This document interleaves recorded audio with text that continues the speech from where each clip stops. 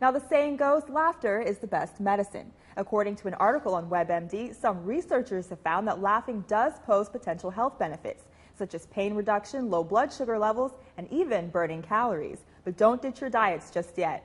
Although we're not exploring the health benefits of laughing, we do want to know how we can make people laugh through comedy. Performers like George Carlin, Richard Pryor, and Carol Burnett are known as comedian pioneers that probably paved the way for a lot of the comedians that we see today.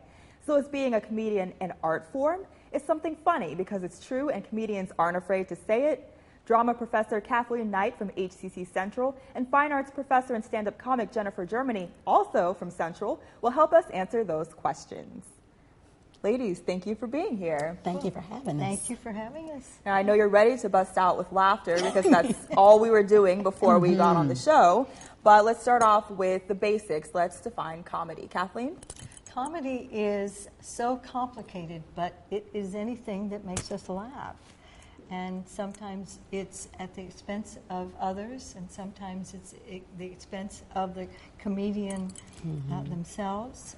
Sometimes it's a situation where it's just ridiculous. Well, let's go on to parody and satire, and these are things that we see a lot of with your, your daily shows. And Saturday Night Live, constantly. The best examples of satire was the 2008 presidential election. Saturday Night Live was my political update because they made fun of all the news that came out on that week. When they did the rap with Sarah Palin and the debate between Sarah Palin and Hillary Clinton.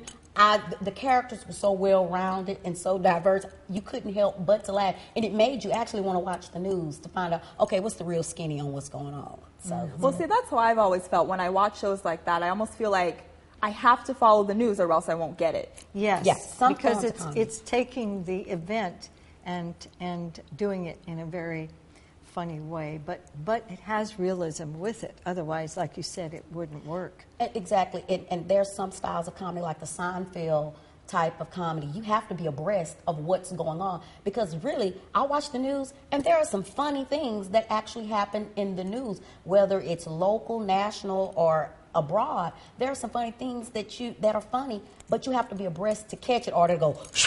And as a comedian, the first thing we always say is, that went over your head. When you watch the news later, you'll get it later. And I've actually had people to come back, oh, I read that. That was funny. Okay, you got it 4 days later, but you have to be abreast.